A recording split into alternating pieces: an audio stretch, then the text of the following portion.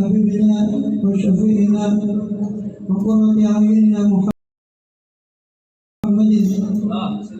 وعلى آله وصحبه أجمعين وعلى جميع التابعين لهم بإحسان إلى يوم الدين وأحسنا معهم وفيهم برحمتك يا أرحم الراحمين. أما بعد قل سبحانك لا علم لنا إلا ما علمتنا إنك أنت العليم الحكيم. رب اشرح لي صدري ويسر لي أمري واحلل عقدة من لساني يفقهوا قولي.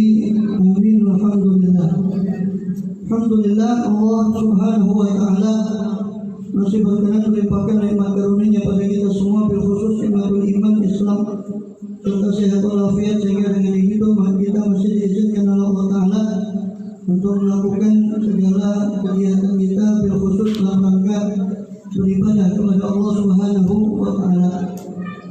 Sebagai tugas utama kita dalam kehidupan dunia ini, yang menyembah, beribadah kepada Allah. Wa ma khalaqtul jinna wal insa illa liya'budun. Tidak diciptakan jin dan manusia kecuali untuk beribadah, menyembah kepada Aku, Allah, Maha Gusti Allah SWT. Jadi menjadikan semua aktivitasnya dengan dilandasi niat ibadah, sehingga semuanya bernilai ibadah di sisi Allah Subhanahu wa Ta'ala. Kemudian di sini perlu diketahui, kita kumpul di sini alhamdulillah ini kedua kalinya dalam acara Safari Maulid.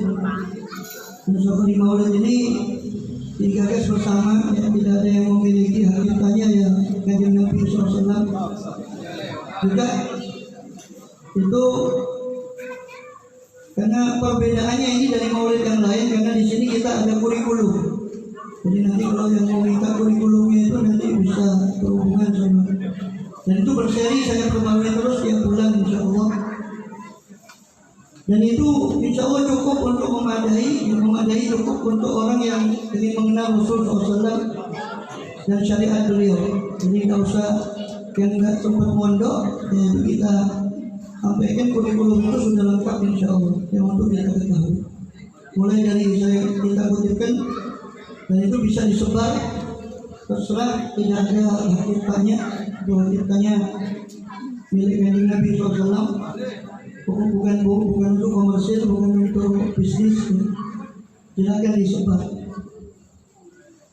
Bisa diprint sendiri, itu nanti akan dikopi. Kalau saya tidak ngopi, tidak sebelum ngopi. Kalau dulu kemarin saya kopi itu lumayan kalau ngopi. Satu anunya itu sekitar 10.000. Kita kemarin habis berapa kopi? Bagi PPKM ya ini susah untuk mau, jadi saya sebarkan bentuk WA itu. Jadi kalau yang kepingin bentuk cetak ya nggak apa-apa, kita cetakkan. Kalau yang kepingin belajar, kayaknya cuma buat bungkus kacang ya buat apa, nggak usah. Kalau yang mau belajar nggak apa-apa. Nah itu karena kita tidak ada panutan di zaman ini kecuali langsung kita berpanutan kepada beliau SAW. Karena sekarang ya akhir-akhir ini banyak para ulama kita, ya, dari dulu kiai, para baik, para kiai diambil oleh Allah SWT, sehingga panutan kita makin krisis. Maka perlu lagi dihidupkan tentang beliau SAW. Adapun di Sidoarjo ini alhamdulillah banyak maulid, majlis maulid, cuma ya sekedar maulid saja. Ya, jadi maka kita ingin mencoba mengenalkan beliau SAW. Di situ yang di seri kedua itu, kalau yang seri pertama kemarin sudah jadi kita susun. Pertama saya cuplikan dari tafsir.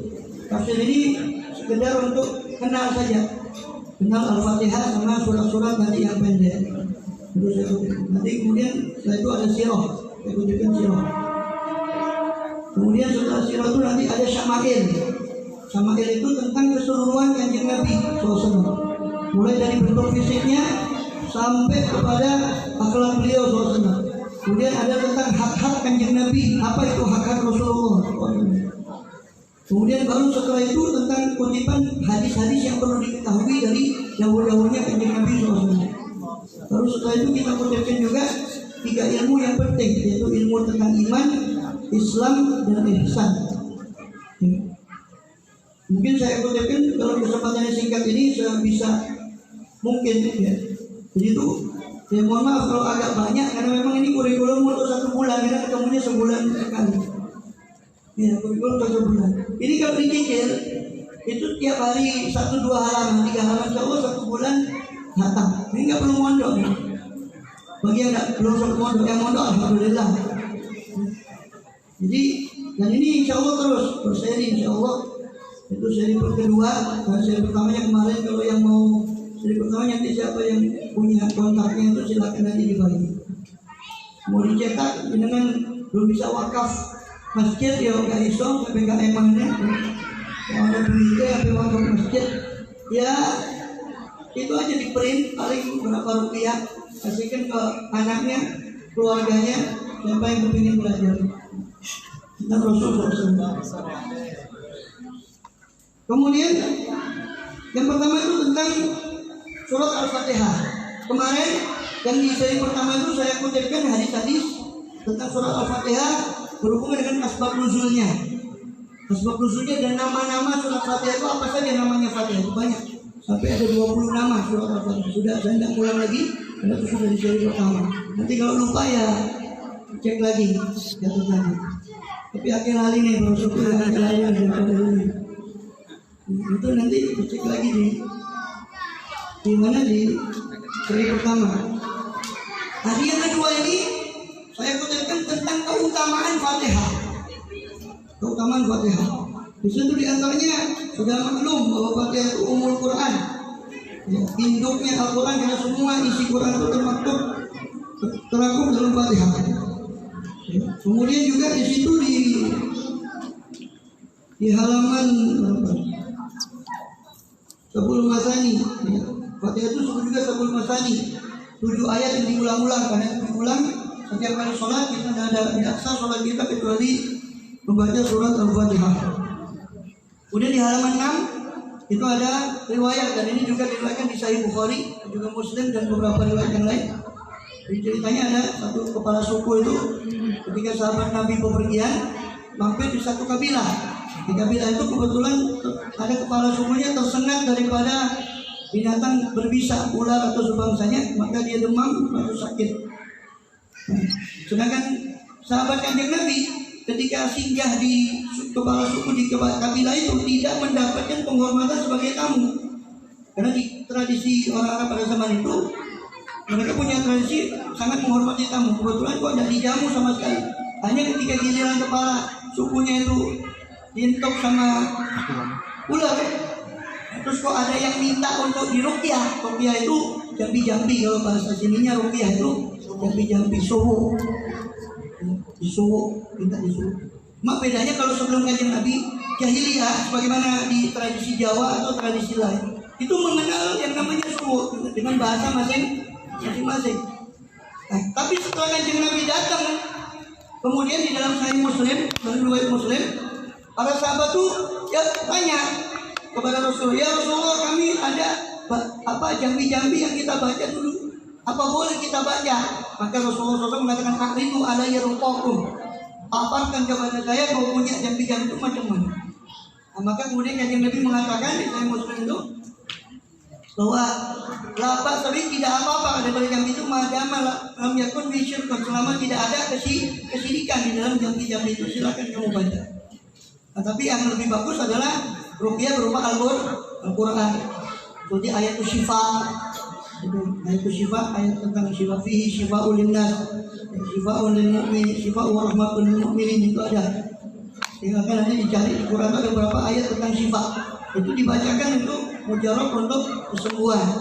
Itu jambi-jambi di antaranya. Ruqyah. Kalau tidak bisa jambi-jambi kamu pakai yang ayat-ayat yang repot-repot ya sudah rubana atina itu. Pokok yakin. Orang dulu itu baca bismillah itu mandi, sekarang bismillah ping 1 nggak mandi-mandi. Orang dulu itu karena yakinnya, bersihnya hatinya, makanannya, maka baca bismillah saja sudah mandi. Kakek-kakek mbak-mbak kita dulu yang ahli tirakat ya. Kita sekarang tirakatnya pakai ini. Setan gepeng ini tirakat.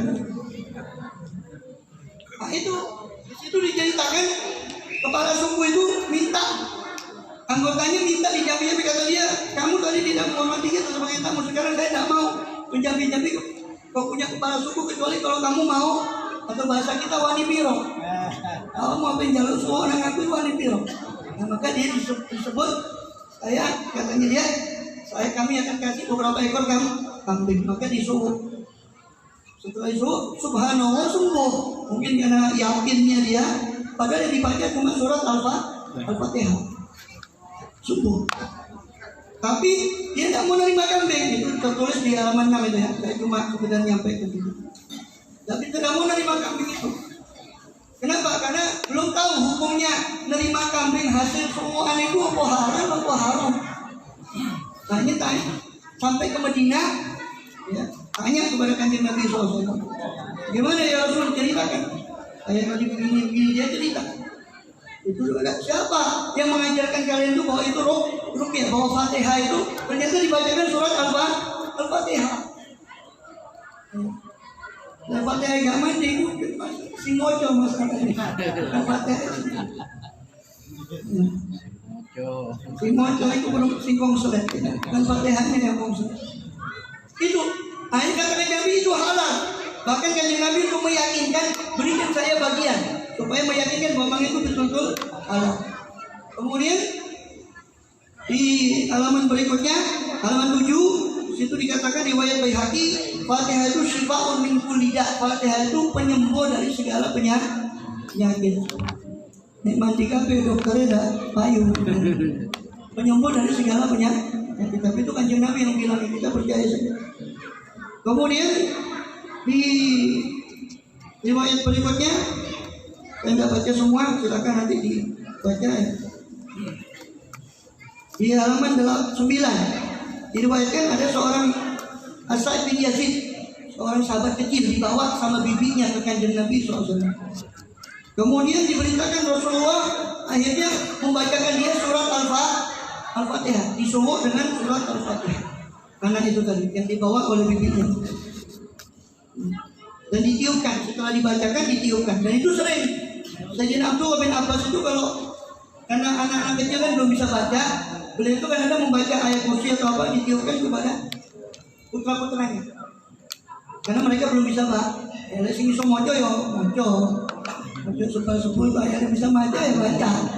Mau ayat kursi mau sudah apa. Dan kita lihat bagaimana ayat kursi itu Rasulullah mau tidur suruh baca, lupa rumah suruh baca, masuk rumah.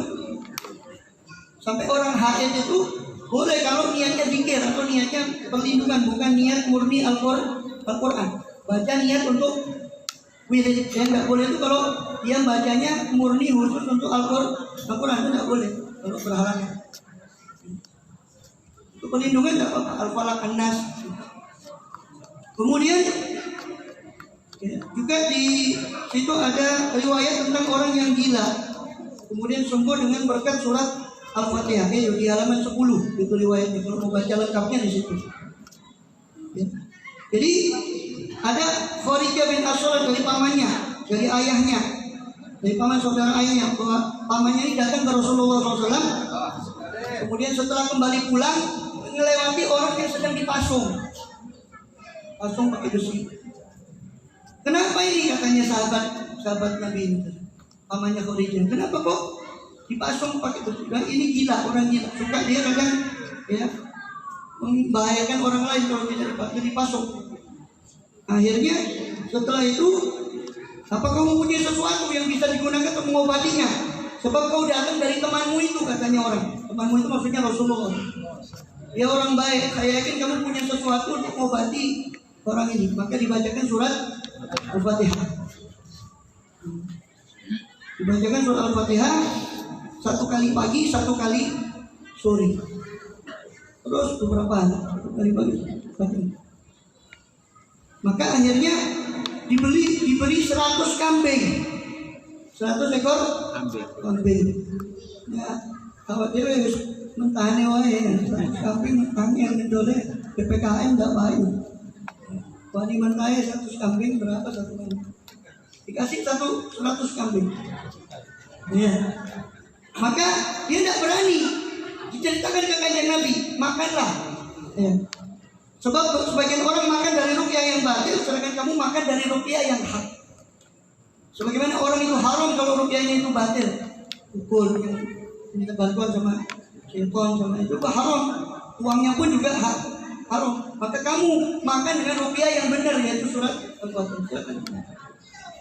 Panjang kalau saya baca semua, silakan dibaca nanti. Jadi itu pokoknya kalau ada kesulitan ojo otak gato, ya, nanti tanya sama saya atau sama kiainya, yang kalau ada kiai di kampungnya, gurunya, silakan. Kalau ada yang muskil ditanyakan, jangan di otak dewe ambil otak. Misalnya kan nggak sempat mau ngaji juga mungkin susah. Ini kita permudah, kita sudah terjemahkan, kita sudah tuliskan, tinggal tarik mau contoh tulis. Ini gak gelem yo, ibarat pangan tinggal ngemplok ya, gak gelem yo. Resiko ditanggung penumpang. Nah, kemudian akan di situ dikisahkan di akhir tentang tafsir itu saya kutipkan pendapatnya riwayat daripada Abu Hurairah ya.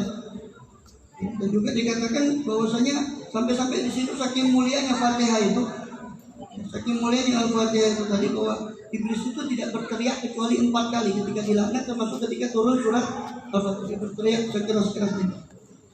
Dikatakan Imam Atha, orang Nabi mengatakan, bila kau ada satu hajat maka baca Al-Fatihah hingga selesai, maka akan insya Allah tertunaikan hajatmu. Semua kuncinya itu yakin kepada kemahakuasaan Allah dan yakin kepada kebenaran Rasulullah Shallallahu Alaihi Wasallam. Itu kuncinya. Saya lihat mojo kabeh wong iso mojo. Kalau baca semua bisa. Tapi yakin gumantungnya hati dan pangeran itu yang penting. Kalau tidak yakin apa iya apa enggak. Pangeran dicoba-coba. Kata Rasul, kata Allah, ana indah roni abdi, saya ini menurut prasangka hamba saya. Maka perbaikilah husnuzon kita kepada Allah dan kepada makhluk Allah Taala. Kemudian di situ bahkan dikatakan termasuk malaikat itu iri terhadap orang yang membaca surat Al-Fatihah. Karena mereka tidak diizinkan untuk membaca Quran. Malaikat itu ibadahnya tidak bisa kayak kita semaunya. Makanya malaikat itu kadang iri sama manusia, karena manusia itu bisa rukuk, bisa tulis. Malaikat itu ciptakan sujud, terus ciptakan rukuk, terus. Ini melihat Bani Adam itu. Kita yang diiri tidak mengerti bagaimana harganya ibadah. Padahal malaikat itu kepingin macam-macam ibadah, tapi tidak bisa karena memang sudah begitulah. Malaikat dicipta itu sesuai dengan dia kalau sujud terus sampai di kiamat. Malaikat rukuk ya rukuk terus begitu. Nah, kemudian sirah Nabi kemarin saya yang di seri 1 sirah Nabinya itu tentang nasab beliau, kesucian orang tua beliau sampai kepada Nabi Adam alaihissalam. Selanjutnya di sini kita mintakan beberapa kabar gembira tentang kedatangan Rasulullah SAW, baik menurut menurut lisan nabi-nabi terdahulu seperti Nabi Ibrahim dan Nabi Isa di situ, dan juga ataupun melalui para kitab-kitab terdahulu di Taurat maupun di Injil. Yang dari Nabi Isa itu saya ringkaskan saja, ya, bahwasanya di situ Rasulullah SAW pernah bersabda, sesungguhnya aku di sisi Allah ya, ada di dalam umul kitab Lauhul Mahfuz, padahal penutup para nabi. Sedangkan Adam masih berupa tanah ketika itu, kata Rasul. Ketika ditanya kapan Anda jadi nabi, saya menjadi nabi semenjak di Lauhul Mahfuz. Ketika itu Adam masih berupa tanah. Sallallahu alaihi wasallam. Dan aku adalah, kata beliau, doa ayahku Ibrahim. Nabi Ibrahim itu berdoa di surah Al-Baqarah, wa ba'ath rabbana wa ba'ath fihim rasulan minhum, ya Allah, setelah bangun Ka'bah Nabi Ibrahim berdoa, ya Allah, utuslah di antara keturunanku nanti di sini di negeri ini seorang rasul, maka akulah itu, kata Rasul. Saya adalah doa Ibrahim, dan saya adalah bisyarat Isa. Saya adalah kabar gembiranya yang disampaikan oleh Nabi Isa di surat Sof, wa mubasyiran bi rasul ya'ti min ba'di ismihi Ahmad. Dan ini tahu, mereka tuh yang ada di Vatikan itu tahu tentang ini. Ini tersebut di Injil mereka, Injil Yohanes. Itu tersebut, dan mereka tahu siapa yang dimaksud dengan Paroklit atau Ahmad yang disebut di dalam Injil. Mereka terjemahkan namanya, harusnya nama orang itu tidak boleh diterjemahkan, itu terjemahan dari Ahmad. Tapi mereka terjemahkan sebagai Parakletos dalam bahasa Yunani, dalam bahasa Inggrisnya Comforter, the Comforter. Dalam bahasa Indonesianya penghibur. Itu tidak lain adalah Ahmad sallallahu alaihi wasallam. Dan itu tahu, mereka tahu. Sampai ada satu pastor yang masuk Islam gara-gara ini. Dan dia lari kabur ke, dan dia menulis satu kitab menjelaskan ini. Aktor yang asli bukan hebat daripada Vatikan. Jadi kira penghinaan agama. Padahal kita bicara tentang Nabi kita. Nabi Isa kan Nabi kita juga. Walaupun secara khusus adalah Rasulullah. Tidak Muslim, seorang Muslim kecuali harus mengakui semua para Nabi, termasuk Nabi Allah Isa, Nabi Allah Musa alaihimus salam. Kemudian tentang kabar gembira beliau di Taurat. Itu disebutkan di yang di halaman 14. Kemudian setelah itu di halaman berikutnya itu disebutkan tentang kabar gembira tentang Rasulullah SAW di dalam kitab-kitab terdahulu. Ini Taurat dan Injil. Dan itu yang menyaksikan adalah seorang Yahudi yang masuk Islam, itu di kota Madinah. Dan dari situ disebutkan tentang sifat Rasulullah SAW di dalam Taurat.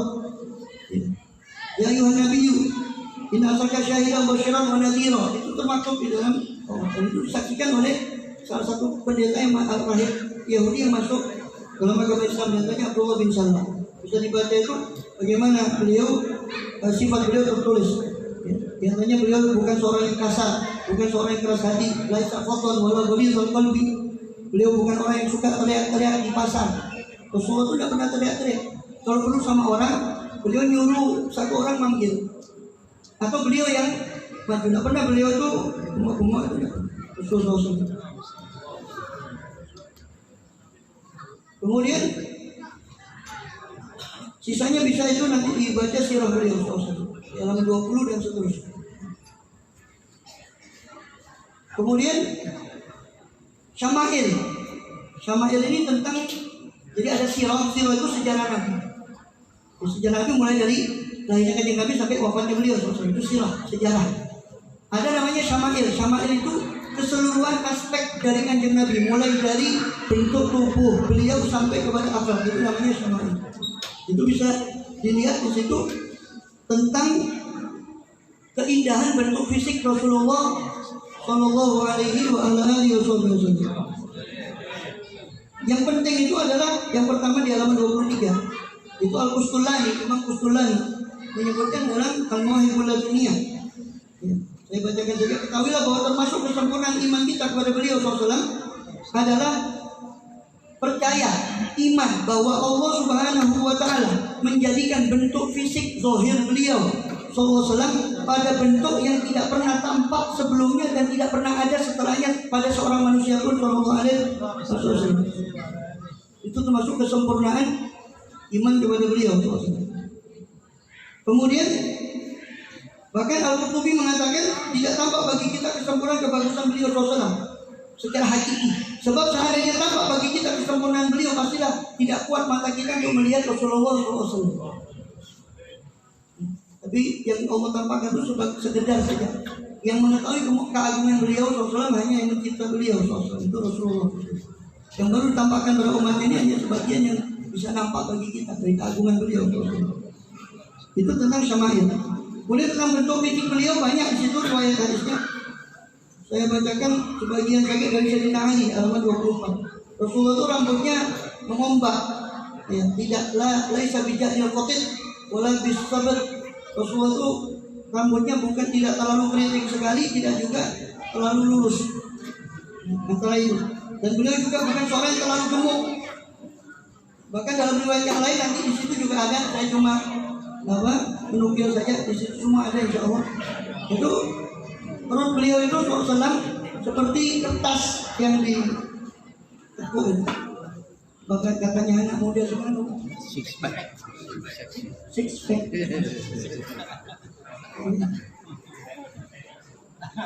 Ya, Sallallahu Alaihi Wasallam. Bayangkan beliau itu sering puasa, tapi dalam keadaan puasa itu menaik ke Gua Hira yang mengandung. Kalau yang pernah ke sana tahu sendiri bagaimana Gua Hira itu. Naik turun beberapa kali. Itu kekuatan beliau SAW. Dan beliau itu memiliki wajahnya juga tidak terlalu bundar juga, tapi tidak juga terlalu lonjong. Dan alis beliau itu ada dua riwayat. Ada yang mengatakannya agak nyambung, tapi ada yang mengatakan terpisah. Tapi yang jelas ada urat di tengah-tengah antara dua mata beliau, yutirul ghadab, yang mana urat itu kalau beliau marah, itu urat itu nampak kalau beliau marah. Rasulullah SAW tuh marah itu enggak seperti orang kalap. Beliau kalau marah itu pokoknya raut wajahnya itu nampak sahabat, oh ini Rasul marah. Adapun alis beliau itu ada dua riwayat, dikumpulkan oleh sebagian ulama, ada yang mengatakan agak nyambung, ada yang mengatakan pisah. Dikumpulkan bahwa yang melihat agak nyambung itu tidak nyambung betul, tapi itu yang lihat dari dekat. Sedangkan yang dari jauh melihat itu tidak bersambung. Jadi kalau nyambung betul itu juga jelek. Benar antara dua itu. Sallallahu alaihi wasallam. Dan bahkan Anas bin Malik itu melihat betul nur cahaya beliau itu sampai kadang-kadang memantul pada dinding. Sallallahu alaihi wasallam. Nurun ala nur itu bukan hanya sekedar kiasan. Maka Anas bin Malik itu masih pagi kota Madinah itu terang benderang setelah datang Rasulullah SAW. Tapi setelah wafat Rasulullah SAW, al-zulamatil Madinah, kota Madinah gelap. Sallallahu alaihi wasallam. Kemudian juga dan masih banyak lagi daripada tentang wajah beliau SAW, tentang bentuk fisik beliau SAW. Beliau kalau menoleh itu menoleh sekaligus. Kalau ada orang manggil beliau menoleh, bukan menoleh wajahnya sama badan. Menunjukkan perhatian beliau SAW kepada setiap orang yang bahkan yang bukan hanya kepada orang besar. Kadang ada beliau SAW diajak sama anak kecil atau jariah muda kecil. Itu beliau tidak melepaskan tangannya sampai orang itu melepaskan tangannya sampai tertunaikan hajatnya anak itu. Sallallahu alaihi wasallam. Kemudian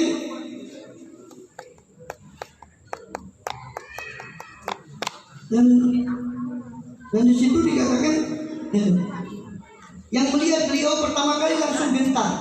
Faman ra'ahu badihatan haba. Idza qalatahu ahabba. Dikatakan siapa yang melihat beliau SAW pertama kali langsung gentar. Ada satu orang pertama masuk kepada beliau SAW gemetar. Maka Rasul mengatakan, hawin alaik, tenanglah kamu. Sebab saya ini hanya anak seorang perempuan di Mekah yang makan daripada dendeng. Ini anakku ibnu imra'atin. Hanya saja saya cuma seorang anak wanita. Ada seorang wanita Mekah itu Siti Aminah ibu beliau radhiyallahu anha yang memakan takulul qadi. Karena waktu itu orang biasanya dendeng itu daging itu dikeringkan supaya awet. Tidak usah kamu gentar. Itu beliau SAW. Dan banyak lagi panjang tentang sifat beliau itu bisa dibaca sisanya.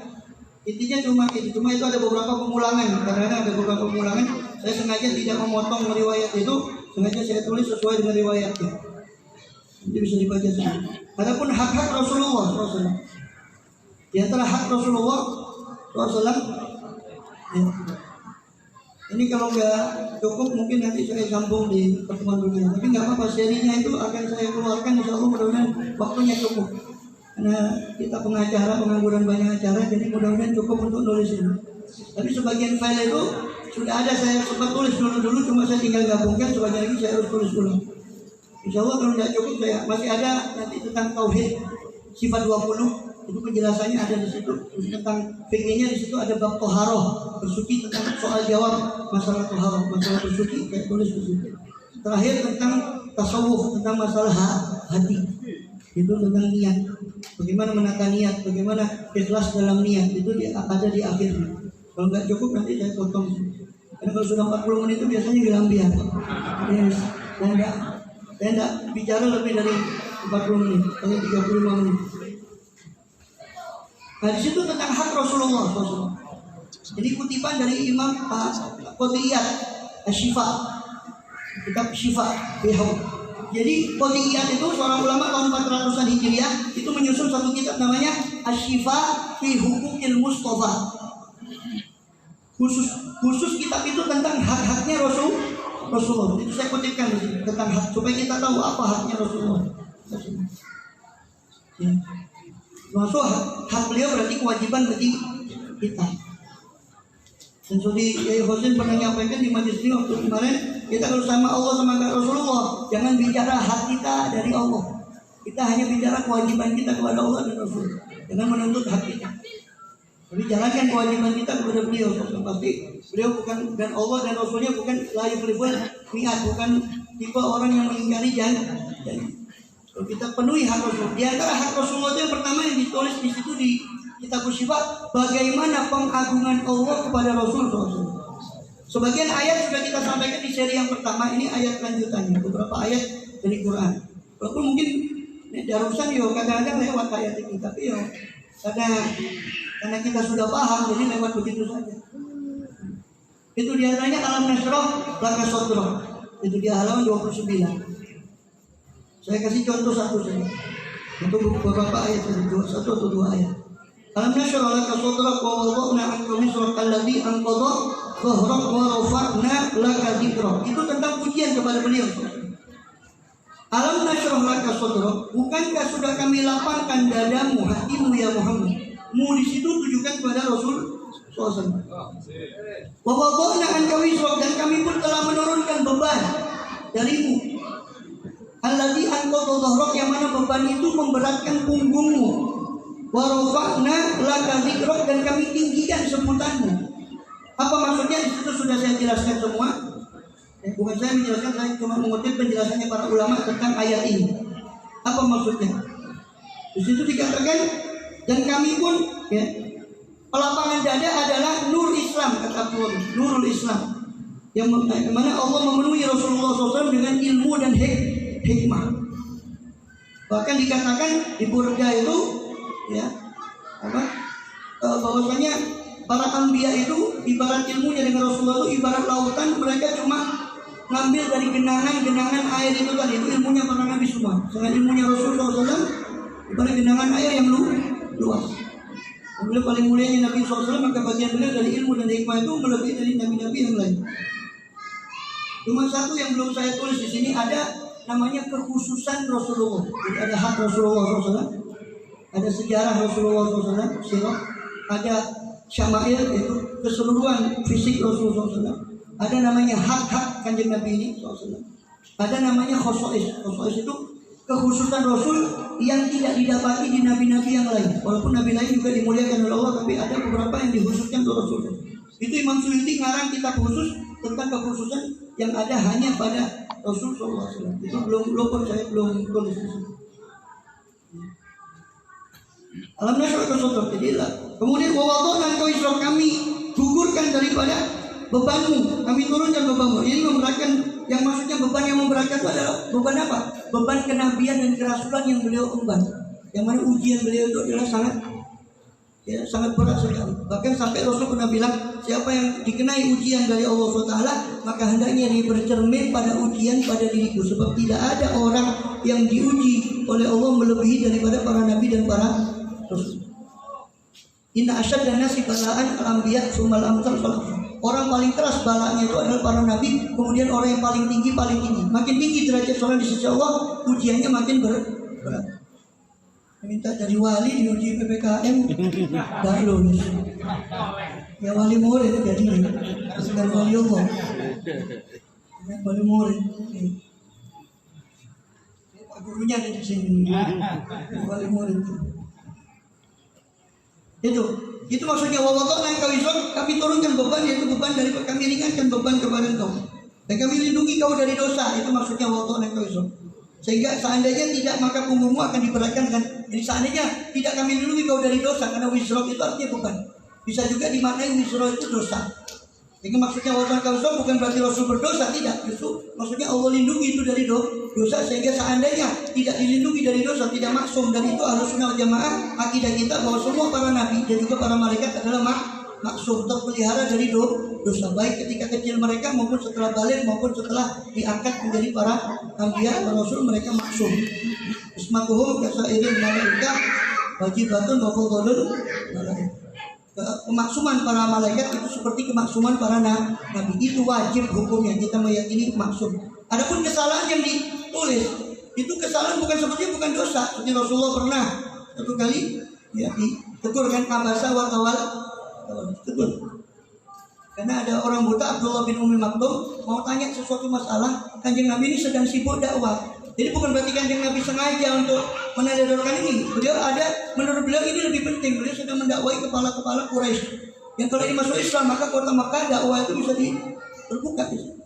Karena Abdullah bin Maktum ini bisa nanti dia bertanya karena dia sudah Muslim. Itu pun ditegur. Jadi kesalahan semua para nabi yang ada di Quran itu jangan dibayangkan seperti dosa kita. Kalau kita memang jelas melakukan kesalahan, tapi kalau para nabi itu ada yang baik, ada yang lebih baik. Maka mereka terkadang meninggalkan yang terbaik, mengambil yang baik. Itu sudah merupakan suatu kesalahan bagi seorang nabi. Bagi kita kan manusia biasa namanya nggak sengaja kan, nggak ada hukumnya. Tapi bagi Rasulullah SAW itu ditegur langsung. Dan teguran itu menunjukkan kasih sayang. Jadi kan punya anak ya, anak itu tiba-tiba main sesuatu yang membahayakan pasti ditegur, atau melakukan sesuatu yang jelek pasti ditegur. Bukan karena benci, tapi karena sayang beliau. Dan itu pun lihat adab Allah. Lihat bagaimana, bukan bagi Allah sebenarnya tidak, tapi bagaimana pengagungan Allah kepada Rasulullah. Dalam surat sebagian surat, afallahu anka, dalam surat At-Taubah, 5 azim talahu. Afallahu anka, semoga Allah memaafkanmu ya Muhammad, 5 azim talahum. Kenapa kau izinkan orang munafik itu untuk tidak ikut ya, bukan kesalahannya dulu, tapi kemaafan sudah Allah beri dulu daripada baru ditegur, baru tegurannya. Allah sudah memaafkanmu. Kalimatnya bukan Allah akan memaafkan, Allah sudah memaafkanmu ya Muhammad. Tapi kenapa kamu tegur? Kamu beri izin. Mereka padahal orang munafik itu memberikan alasan yang palsu untuk meninggalkan supaya tidak ikut berperang. Tapi kamu kok beri izin saja? Rasulullah bertutur pada zahirnya. Rasul cuma menghukum secara zahir. Allah memberitahu bahwa mereka itu bohong. Dan pada saat itu sebetulnya secara manusia biasa itu bukan suatu kesalahan, tapi seperti Rasul SAW itu sudah ada tegur. Afallahu anka.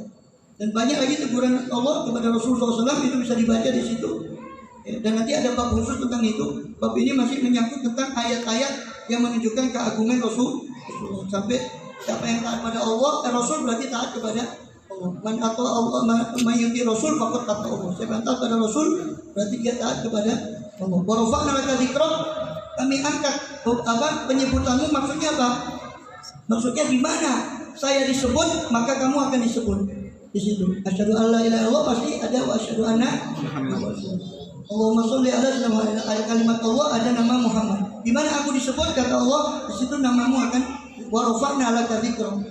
Ya. Wallahu a'lam. Masih banyak lagi ayat-ayat tentang keagungan kepada Rasulullah SAW nanti bisa dibaca di makalah itu tadi. Wallahu a'lam.